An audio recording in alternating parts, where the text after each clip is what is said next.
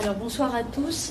Donc la coordination rurale était reçue ce soir pour échanger sur la crise que nous subissons tous, nous autres agriculteurs, nous autres qui nous levons tous les jours de la semaine pour travailler 70 heures et plus par semaine.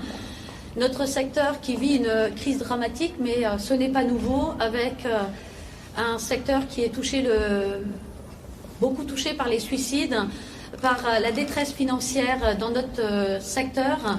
Et cette détresse financière touche aujourd'hui 40% des exploitations selon les chiffres du ministère. Donc nous avons échangé lors de ce rendez-vous avec le Premier ministre et ses conseillers sur les solutions à apporter à très court terme à nos agriculteurs sur le terrain. Nous attendons ces réponses le plus rapidement possible. Les premières mesures à mettre en place, selon nous, c'est bien de répondre à tous ces problèmes de trésorerie. Les agriculteurs aujourd'hui qui, malgré leurs heures de travail, malgré tout ce qu'on peut avancer par rapport à la loi Egalim, ne couvrent plus leurs coûts de production.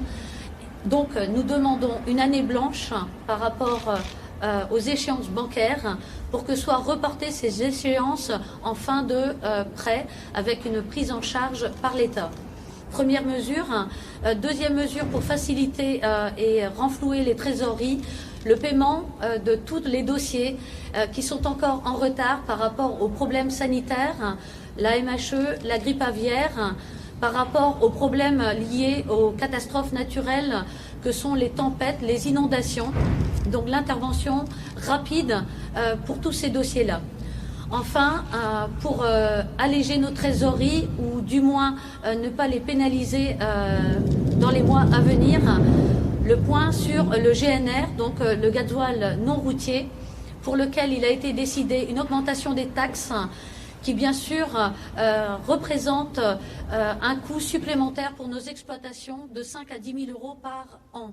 Donc nous demandons un retour en arrière, une exonération totale de nos carburants pour que justement ça n'impacte pas nos trésoreries.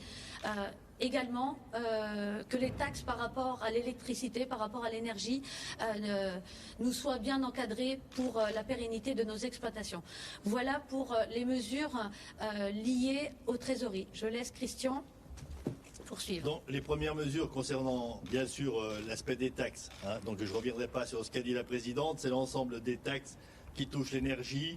L'agriculture n'est pas en mesure de supporter davantage. Dans la mesure où on ne peut pas répercuter sur nos coûts de vente, on ne peut pas répercuter davantage. Après, on est rentré sur des mesures fiscales, plus en termes de succession. Donc la loi d'orientation indique quand même des axes particuliers pour l'installation des jeunes. Alors il y a un moment, on ne sait plus faire. On ne sait plus faire. On a nous-mêmes des exploitations. On est dans l'élevage, mais c'est vrai, je pense que pour l'ensemble des productions, sans mesure d'accompagnement fiscal pour transmettre les exploitations, même à nos enfants, il n'y a plus de solution. Donc nous, on demande une mesure assez claire, c'est qu'il n'y ait plus de frais de succession pour la transmission de nos exploitations dans le cadre familial. À la coordination rurale, on défend d'abord les exploitations de type familial. Après, les autres mesures, c'est les mesures administratives en termes de contrôle. Là-dessus, on a demandé qu'il y ait un moratoire au moins d'une année, que les contrôles peuvent rester pédagogiques, mais sans aucune application de sanctions à la clé. Les agriculteurs n'en peuvent plus, ils ne savent plus quand ils remplissent leur dossier PAC, quand il y a un changement de météo, on doit modifier certains assolements, on ne sait jamais quel type de sanctions on va avoir, et je pense que ce niveau de pression sur les agriculteurs, il doit cesser. Donc, si les contrôles doivent continuer, il faut que pendant une année, ils soient à terme pédagogiques pour que, et du côté des agriculteurs et du côté de l'État, on tire les conclusions de ce truc-là. Quelles autres mesures on a encore passées? Parce que bon, on remercie quand même les services du Premier ministre là, qui ont été longuement à notre écoute. Multinationale. Tu veux que je parle de multinationale? Oui, vas-y, je te laisse continuer là-dessus. Alors, je poursuivrai avec un autre point que nous avons abordé parce que le syndicat Coordination Rurale que nous représentons défend des prix, pas des primes. Et à ce sujet-là, il revient à l'État de contrôler où va l'argent où vont tous les bénéfices réalisés par l'industrie agroalimentaire. Beaucoup d'entreprises avec lesquelles nous travaillons, y compris des coopératives, réalisent des bénéfices qui sont plus ou moins importants, mais qui sont en augmentation. Mais ces entreprises agissent à l'échelle internationale et il est du rôle de l'État de contrôler s'il n'y a pas une délocalisation de ces résultats.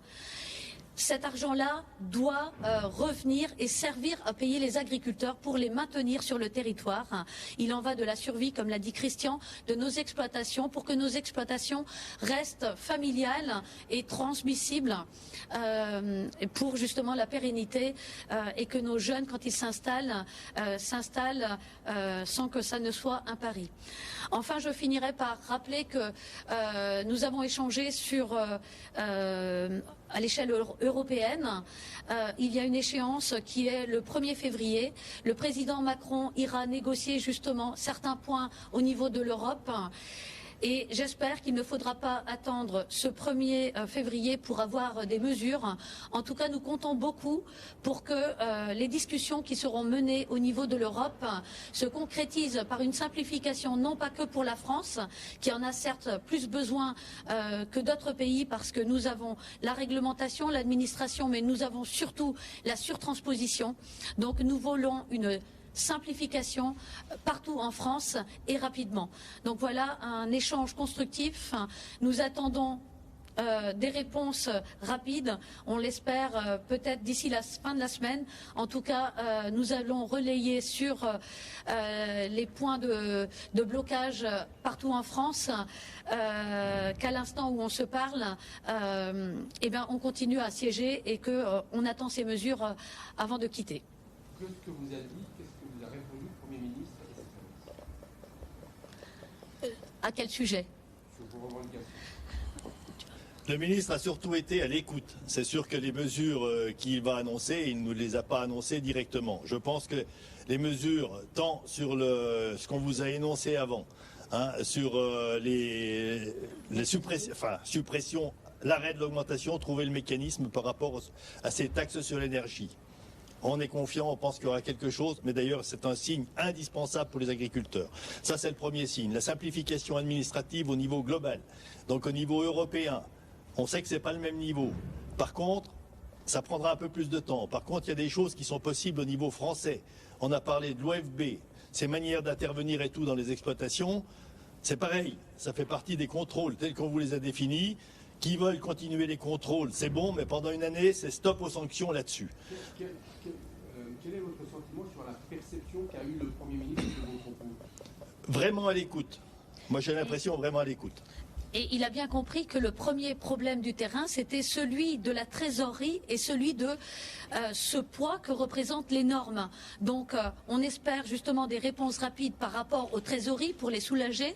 Il a bien compris que des agriculteurs qui attendent plus d'1 an pour percevoir des indemnités pour des animaux qu'ils n'ont pas pu vendre parce qu'il y a eu un problème sanitaire et que ces animaux ont dû être abattus pour ne pas être commercialisés, ce n'est pas aux agriculteurs de supporter ces surcoûts. On comprend que sur la simplification ou que sur les contrôles, il y a des choses qui peuvent être envisagées rapidement. Sur le GNR, ça paraît peut-être moins simple. Est-ce que toutes ces réponses-là sont indispensables tout de suite ou est-ce que vous saurez entrer dans une discussion sur du plus long terme ?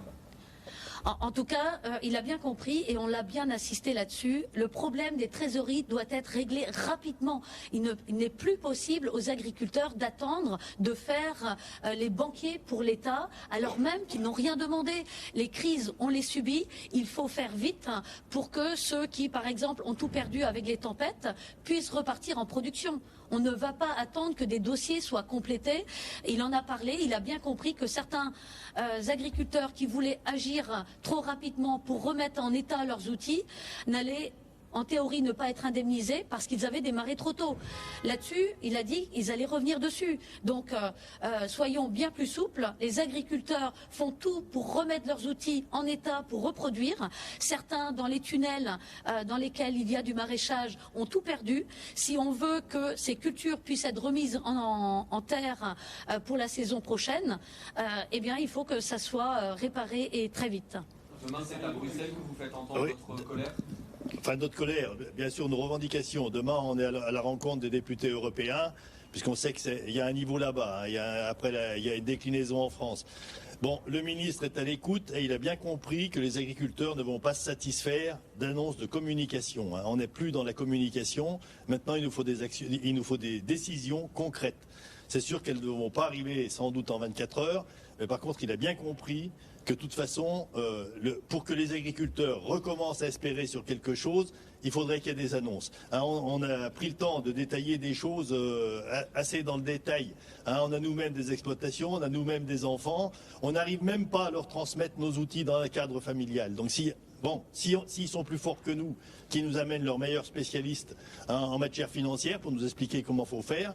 Donc là-dessus, je pense qu'il a été à l'écoute, il a compris. Derrière ça, il faudrait qu'il y ait des mesures, sinon les agriculteurs, ils ne vont pas s'arrêter là. Il y a une désespérance qui s'est vraiment installée. Hein. Qu'en est-il de la mobilisation, justement, après cette réunion?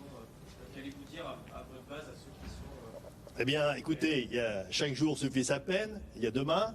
Demain, on verra l'écoute qu'on a au niveau du Parlement européen. Il y a des décisions qui se prennent là-bas, mais qui seront de beaucoup plus longue haleine que celles qui peuvent être prises au niveau du pays. Donc, on vous a parlé d'un certain nombre de mesures qui peuvent être prises de manière immédiate pour donner quand même le signe. Hein, je vais emprunter cette phrase à un auteur, là où il y a une volonté, il y a un chemin. Donc maintenant, on attend que sur le chemin, il y ait des vrais jalons qui soient posés. Qu'allez-vous dire aux agriculteurs qui sont encore sur les routes? Vous allez leur dire, vous inquiétez pas, vous êtes entendus, le gouvernement vous entend, ou alors vous allez leur dire, laissons-nous et continuons à bloquer? Alors, je dirais plutôt la deuxième alternative, c'est un signe de révolte. Et on encourage tous les agriculteurs à nous rejoindre sur ces points de blocage. C'est l'occasion, nous sommes tous ensemble, c'est l'avenir de tout le monde, c'est l'avenir de nos jeunes, c'est l'avenir de nous autres qui sommes les futurs retraités. Si ce combat n'aboutit pas à un recentrage vers de l'agriculture familiale, de l'agriculture qui est transmissible et que les mesures ne sont pas prises dans ce sens, alors demain nous irons vers une agriculture industrialisée, financiarisée. Et ce n'est pas le combat de la coordination rurale. Vous disiez ce week-end, il me semble que si tous les partis politiques avaient les mêmes chiffres avec le Rassemblement national, on irait dans le bon sens. Est-ce que vous considérez que les solutions sont dans le programme du Rassemblement national? Non, je ne sais pas, vous savez que vous avez entendu des propos comme ça. Chaque fois qu'on a des propos, on entend ça partout dans la société, on veut nous qualifier vers un extrême. Je crois que les propos qu'on porte, c'est nous-mêmes qu'on les porte. Demain, on expliquera ça à Bruxelles. Cette politique basée sur les aides, on voit bien où c'est que ça a amené l'agriculture. Je prendrai un exemple qui est un peu macabre, mais je dirais que les aides soutiennent l'agriculteur comme la corde soutient le pendu. Hein. Donc cette politique-là, on sait où c'est que ça nous a amené. Donc aujourd'hui, quand je me suis installé, on produisait plus qu'il y avait besoin. On était dans une période de quotas. Je vais finir ma carrière, on va être dans un manque au niveau de l'Union européenne. Il y a quand même cette politique-là, elle est à remettre à plat. Elle est à remettre à plat. Je pense que la souveraineté d'un pays, la souveraineté alimentaire, ça commence par notre pays, bien sûr, au niveau de l'Union européenne, mais ce n'est pas dans le cadre des échanges internationaux avec la liberté totale. On a vu où c'est que ça a amené l'agriculture, donc il y a des mesures fortes à prendre au niveau du Parlement européen. Il y a des partis qui portent certaines mesures, on les rejoint sur certains points, ou ils nous rejoignent sur certains points, c'est comme vous voulez, mais ça va, on n'est pas affilié à un parti politique. Hein.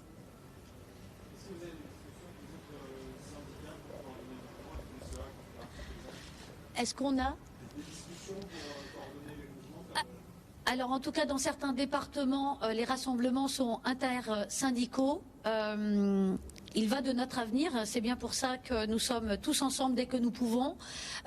Quand nous avons lancé la journée du 25 janvier, même si elle pouvait paraître tard pour certains, et c'est pour ça que certains départements ont démarré avant, l'idée, la question ne se posait pas, mais aujourd'hui, là où il y a des rassemblements, même s'ils sont organisés par d'autres syndicats ou des personnes non syndiquées, nous autres, nous disons à tous les agriculteurs, mais allez-y, allez-y. La Confédération paysanne s'est dit prête ce matin à faire un pas vers les autres syndicats ou en tout cas vous rejoindre sur certains points. Est-ce que vous seriez prêt au niveau national à former un peu une alliance entre les différents syndicats sur certains points ?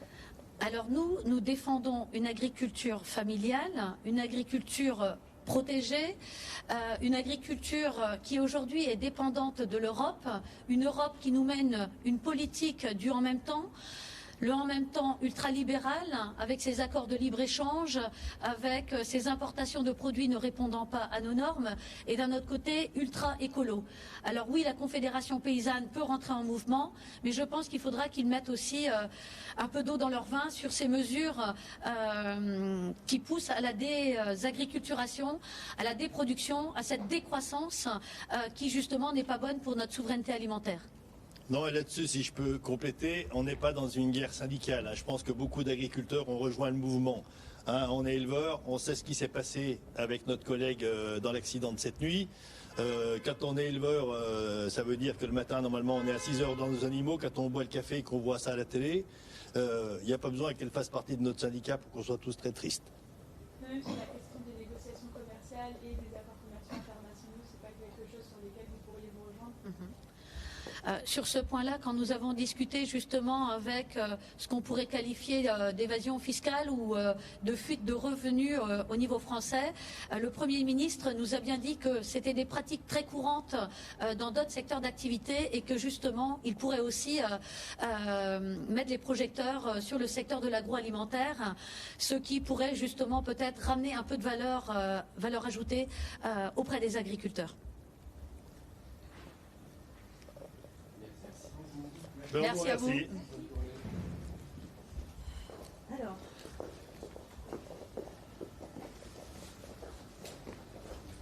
Bonne soirée à tous. Vous avez fini ou Bon, et écoutez, à bientôt. Merci, au revoir.